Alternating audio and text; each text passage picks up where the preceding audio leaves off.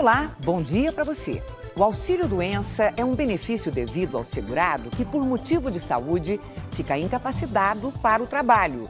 O empregado que requer o benefício deve se submeter à perícia médica da Previdência Social. Mas esse é um procedimento burocrático e demorado, que levou os gaúchos a alterar certas regras para agilizar o procedimento. O Pronto Atendimento de hoje vai falar sobre Previdência Social.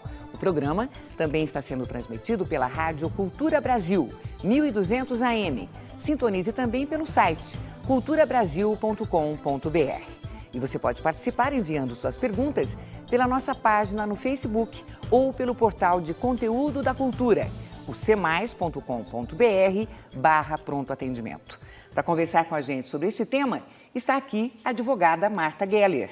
Bom dia, Marta. Obrigada por voltar. Bom dia, é um prazer. Bom dia para todos. Agradecemos muito.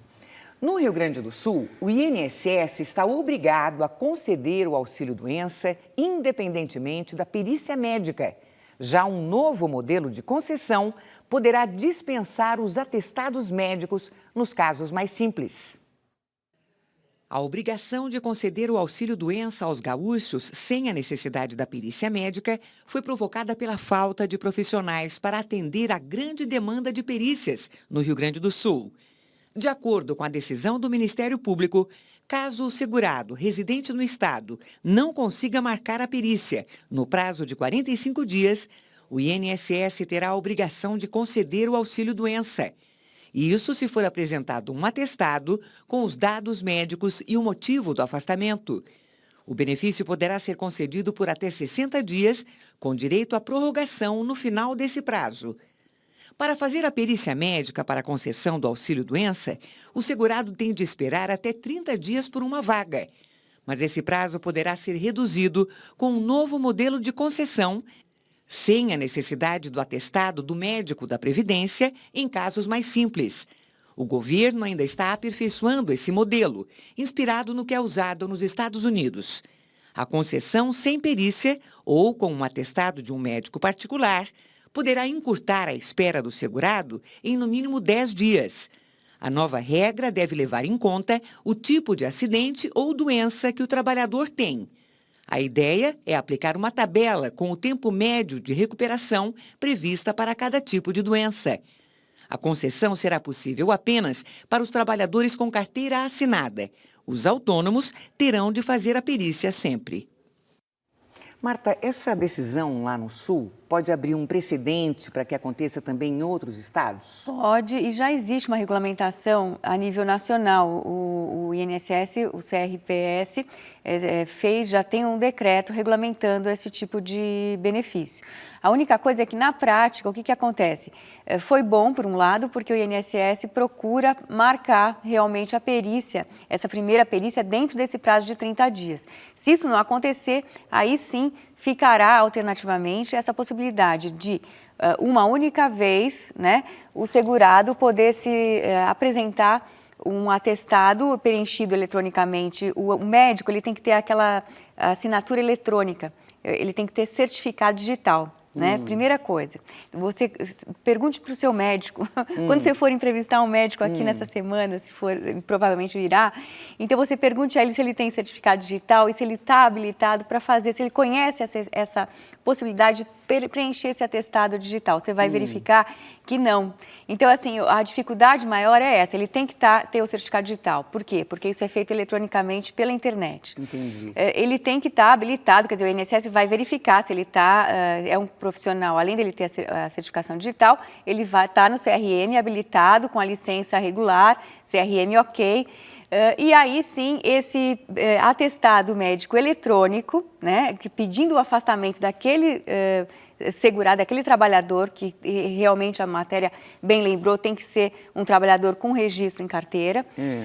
E aí sim, ele não está dispensado, esse trabalhador não está dispensado depois de obtido esse certificado eletrônico, esse atestado eletrônico, o médico foi lá, preencheu, emitiu, ele então não está dispensado de comparecer à agência da Previdência Social com os documentos para poder, então, formalizar o pedido de auxílio-doença. Quer dizer, é uma mudança positiva, mas que precisa ser aprimorada Exatamente, ainda. e as pessoas, e tem que ter essa cultura de para isso acontecer, né? Tem que ter o médico, tem que ter a certificação digital, enfim. O INSS tem que informar que isso vai acontecer. E, por outro lado, o que o INSS fala, o que as pessoas, e assim, até eu penso, o médico, que é o médico particular, ele, tudo bem, ele tem a isenção, ele tem um juramento que ele fez, ele não vai usar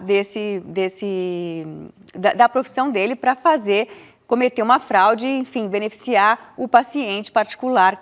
Mas, por outro lado, é um paciente particular, ou que ele veio pelo convênio médico da empresa, ou do convênio médico do próprio trabalhador, e então não existe aquela isenção que teria. Por outro lado, você vai falar, mas quando você vai no INSS, também não existe a isenção por parte, quer dizer, o segurado, o trabalhador, está se submetendo à aferição por um médico que está lá representando o INSS. Então, o mais certo seria que os hospitais públicos pudessem fazer esse atendimento, né, e ajudando os peritos do INSS quando o prazo para prorrogação, o prazo para atendimento se fosse maior do que 30 dias. Entendi. Antes de ir para as perguntas, me chama a atenção essa mudança que pode haver, né, num novo modelo de concessão do benefício, que pode dispensar os atestados nos casos mais simples. O que são casos mais simples? Como avaliar que uma doença é grave ou não? O afastamento tem que ser até 60 dias. Mais do que isso, não há possibilidade de ser feito o pedido eletrônico, o atestado eletrônico, né? Entendi. Teria que ser afastamentos curtos, de até 60 dias. Então, um braço que quebrou, tem a previsão de que em 40 dias vai ficar bom? 40 dias de afastamento. Entendi. Olha, o Marco Antônio é de Bragança Paulista. Ele diz, eu sou hipertenso, eu estava passando por um processo de efetivação em uma empresa e o médico disse que eu não poderia ser aprovado por causa do meu problema de pressão alta. Pediu um eletrocardiograma e constatou que eu tenho isquemia. Falou para eu levar outros exames, eu levei. A minha pergunta é, eu posso buscar auxílio-doença para o período do tratamento? Ele pode, claro que sim. Se ele está incapacitado para o trabalho, ele pode e deve buscar o auxílio-doença, o afastamento. Vai ter que passar por uma perícia e o perito do INSS, então vai ter que, da mesma forma que esse médico atestou, de que ele está incapacitado para o trabalho. Aí vai ficar afastado e quando recuperar, então vai ter alta para poder voltar a trabalhar. A hipertensão, ela só causa o afastamento quando há um risco de problema cardíaco grave. Caso contrário, ela é perfeitamente controlada com medicamento. A gente vê aí, as pesquisas mostram que o brasileiro consome muito sal, está ganhando peso, então tem que fazer exercício físico, dieta, tomar o remédio e aí vai ter o controle e não precisa se afastar. Agora, ele deu uma informação importante. Ele disse que ele foi demitido, quer dizer, se ele foi demitido naquele momento, ele estava doente, aí sim ele pode pedir a reintegração nesse trabalho. No trabalho anterior? Sim, porque ele não poderia ter sido demitido doente. Ah, entendi. Olha, a Joana diz, o meu marido está em auxílio-doença desde 2010, concedido pela Justiça Federal. No ano passado, em 2012, ele foi convocado pelo INSS para efetuar a perícia médica, onde foi concedido 1 ano de auxílio, que vence agora no final de abril. Faltando 15 dias, eu fui agendar o pedido de prorrogação pela internet e não foi possível. Fui até a agência e informaram que eu preciso esperar a convocação para a perícia e na minha casa. Minha pergunta é, isso está correto? Ou eles podem cessar o benefício e ter de entrar novamente com o pedido de auxílio-doença? Não, eles não podem cessar o benefício sem convocar para a perícia, mas está correto. Nesse caso, ela não precisa pedir a reconsideração, faltando 15 dias. Por quê? Porque ela está amparada por uma decisão judicial e cabe ao INSS convocar o segurado, nesse caso, para passar por uma nova perícia. Se for constatado que ele continua doente, então ele vai ser prorrogado por um prazo determinado pelo perito do INSS. Se ela não se conformar com esse tipo de solução, né, que não, o médico, não se ela não se conformar, se tiver realmente em desacordo com a situação real desse trabalhador, que é o marido dela, aí sim ela pode comunicar ao juiz que isso aconteceu, juntar o documento, um laudo atualizado e pedir uma nova perícia judicial. Infelizmente, a briga com o INSS aí com relação ao auxílio-doença acaba a justiça interferindo quando há casos que são escancarados e que as pessoas realmente estão doentes e o INSS teima em dar a alta. A Priscila mandou pelo Twitter a seguinte dúvida: por qual motivo quem tem aposentadoria por invalidez judicial desde 2002 tem de realizar perícia de 2 em 2 anos? E até quando? Na verdade, não existe, Madi, esse prazo fixo de 2 em 2 anos. Sempre que for convocado, o segurado tem que comparecer à perícia sob pena de ter o benefício suspenso. E não existe um limite. O auxílio-doença, ele é um benefício que ele é pago em substituição à remuneração daquele trabalhador que está incapacitado temporariamente para o trabalho. Então, só se ele estiver definitivamente incapacitado e ainda assim, ele, se for convocado, também tem que comparecer à perícia, porque a invalidez também ela tem essa característica resolutiva. O que significa isso? Que ela pode ser revertida a qualquer momento, desde que fique configurado que a pessoa está capacitada para o trabalho. Ednei Andrade diz o seguinte: eu sofri acidente em 1998, perdi minha mão direita e me aposentei. Sou trabalhador rural, era registrado, me aposentei por invalidez. Agora o INSS me diz que vai me encaminhar por CRP. Eles podem suspender a minha aposentadoria? O que é isso, CRP? Então, é a reabilitação, é o Centro de Reabilitação Profissional. Não, esse é um exemplo, Madi, assim, assustador, digamos, né? Um trabalhador rural que teve a mão amputada ser convocado para uma reabilitação profissional. Por um lado, você vê, eles estão querendo dar uma oportunidade, ele deve ser moço, jovem, dar uma oportunidade para esse cidadão brasileiro da área rural voltar a trabalhar. Desde que realmente ele tenha condições e seja capaz de aprender um novo ofício, eu acho isso válido, importante que ele tenha essa oportunidade e que seja dado, que o governo esteja querendo dar essa possibilidade para ele. Mas só se realmente ficar configurado, primeiro ele tem que querer aprender um novo ofício, né? Ele não pode deixar de comparecer à reabilitação profissional. Desde que ele aprenda um novo ofício, muitas vezes a pessoa não tem nível de escolaridade que dê capacitação para isso. Por exemplo, ele é um trabalhador rural, ele estudou até 4ª série do primário antigo, vamos falar assim. Porque agora mudou tudo, né, Madi? Então, vamos dizer que ele sabe ler, escrever, enfim, fazer a conta de mais e menos, mas ele não vai conseguir, por exemplo, fazer um curso de informática e poder estar trabalhando e sendo remunerado com isso. Claro. Então, isso tudo tem que ser, é um contexto que você tem que verificar toda a história desse trabalhador para poder realmente suspender o benefício e dizer, não, você toma aqui o seu certificado, você agora está capacitado para isso ou aquilo. Então, fique ligado se você passar por uma situação constrangedora dessa, que não consegue. Eu já vi casos, Mário, que eles falam, então você volte a estudar. A assistente social, a doutora me mandou estudar. Eu falei, não, bacana isso, desde que eles paguem enquanto você está estudando, eu acho que você tem mesmo que voltar a estudar. Mas eles têm que pagar o seu benefício enquanto você está estudando, porque enquanto você não tiver a capacitação para voltar a trabalhar e exercer uma outra profissão, que não aquela para a qual você estava habilitado, então você tem direito a receber o benefício. Puxa vida, hein? Cada coisa, né, que eles ouvem.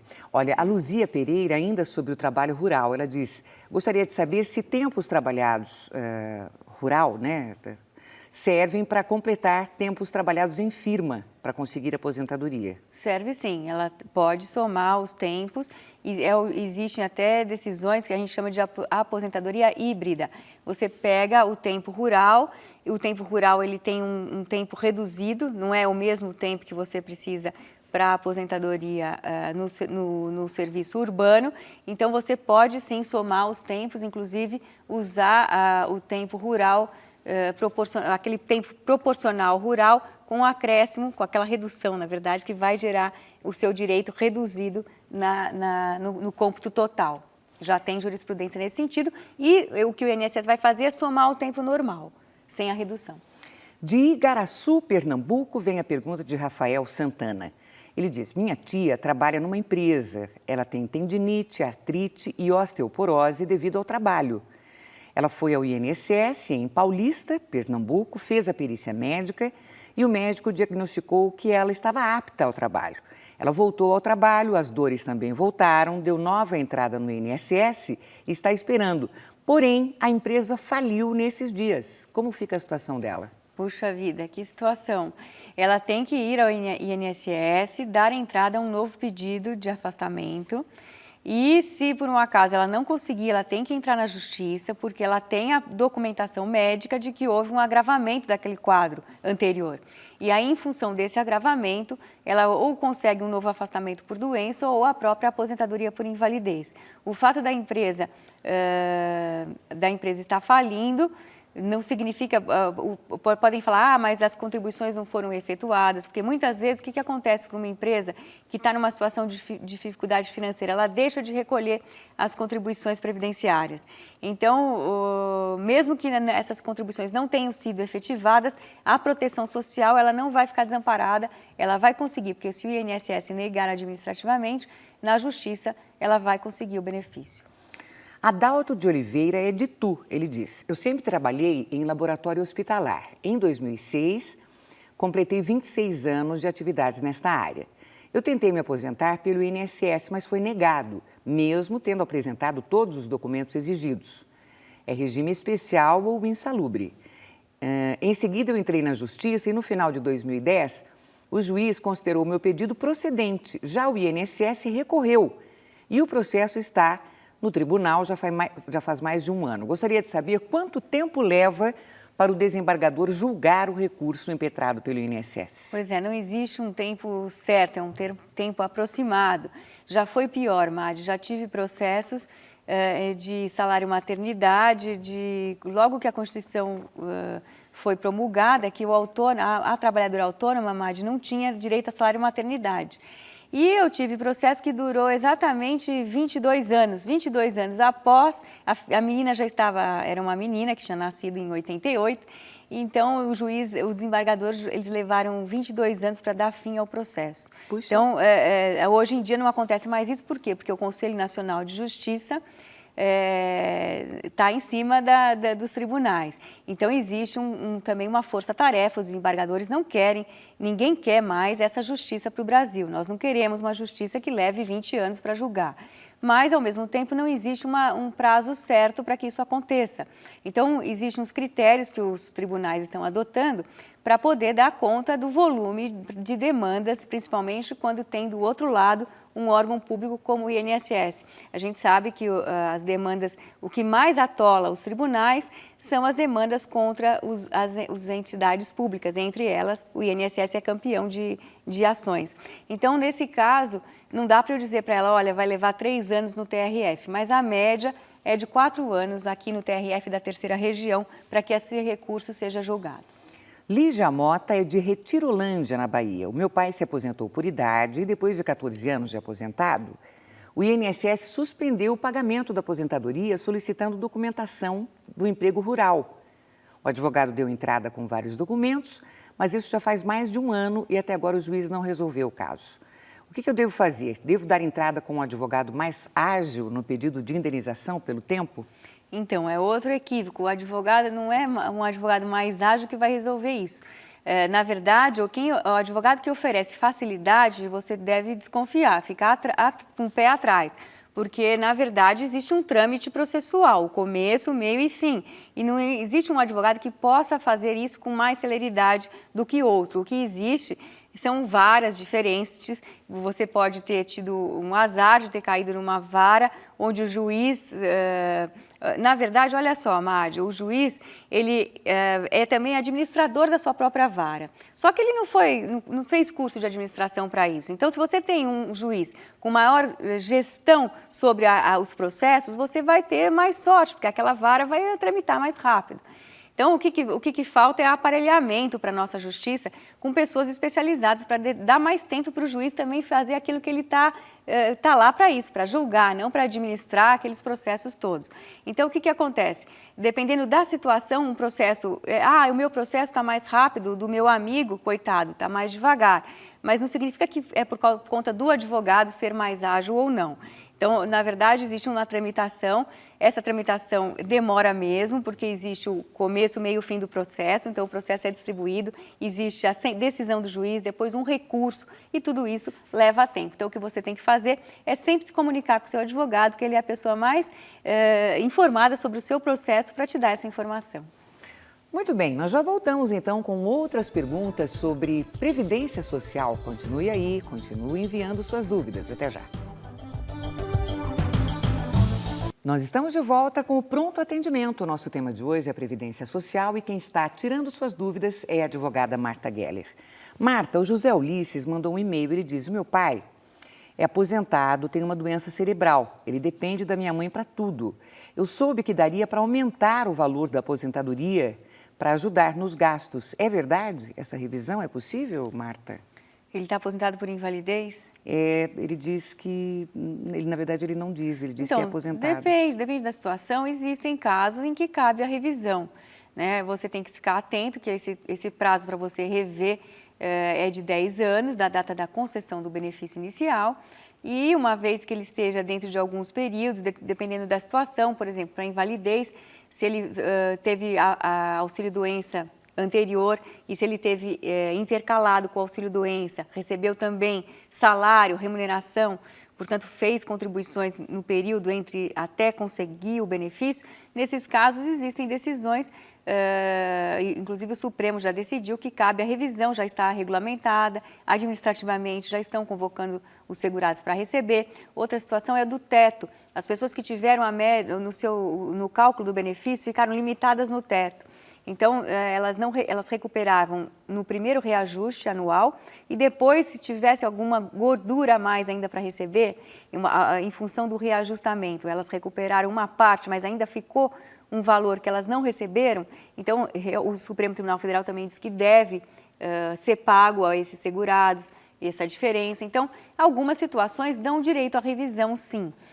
Cabe a ela, então, pegar a carta de concessão em qualquer agência da Previdência Social. No próprio site existe um campo de serviços para o segurado, dependendo da data em que esse benefício foi concedido, a carta de concessão está lá disponível, basta imprimir na internet e aí procurar a orientação de um profissional para poder verificar se, no caso do pai dela, cabe ou não a revisão. Quando há erro também, Madi, às vezes o tempo computado é menor do que aquele tempo efetivamente comprovado. Então, às vezes, o período de trabalho em carteira, em que não houve recolhimento, não estava no CNIS as contribuições, o INSS então desprezou, pode ser solicitada a revisão para poder aumentar esse tempo, porque o fator previdenciário então vai influir na renda. Quanto mais tempo você tiver na data da concessão, melhor para você. Então, são situações que eu exemplifiquei aqui que permitem que o segurado vá buscar o seu direito na justiça.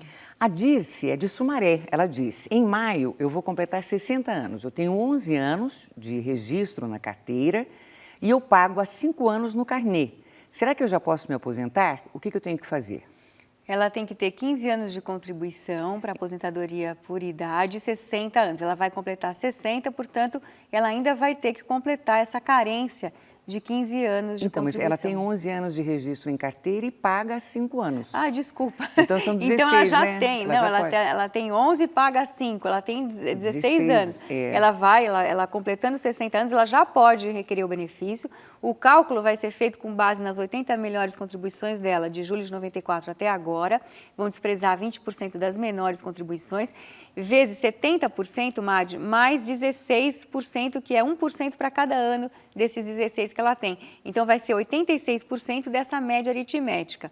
E o fator previdenciário, a boa notícia é que ele não vai prejudicar você, só se for para beneficiar, aí ele vai ser utilizado. Nossa, uma boa notícia, né? Uma pergunta e a gente teve uma resposta boa para a telespectadora. A Rose Rodrigues diz o seguinte: eu sou diarista e queria saber a partir de quanto tempo de contribuição eu posso pedir auxílio-doença. Gostaria de saber também se eu posso pedir por problemas na coluna. Tá, o auxílio-doença, quando ele não é acidentário, não é uma doença do trabalho, Madi, então ele tem uma carência mínima. A carência é aquele tempo que a pessoa tem que contribuir para poder fazer jus, para ter direito ao benefício. Então, essa carência mínima é de 12 meses. Se ela tiver já 12 meses de contribuição, ela pode sim requerer o benefício. Se ela foi segurada antes da Previdência Social, antes dela ser diarista, ela tinha já teve um contrato de trabalho em carteira, aí essa carência ela é 1/3 da carência, ou seja, ela, com 4 meses de contribuição como diarista, já pode requerer o benefício por doença. qualquer doença, Marge, seja problema da coluna, qualquer doença que realmente incapacite aquele trabalhador naquele momento, dá direito ao benefício auxílio-doença enquanto essa incapacidade temporária persistir. Marta, passou rápido, né? Com certeza, como sempre. Vamos só para encerrar, vamos dizer para o telespectador e para o ouvinte qual o site que eles podem procurar informações? As informações oficiais estão no site do INSS, que é o www.inss.gov.br.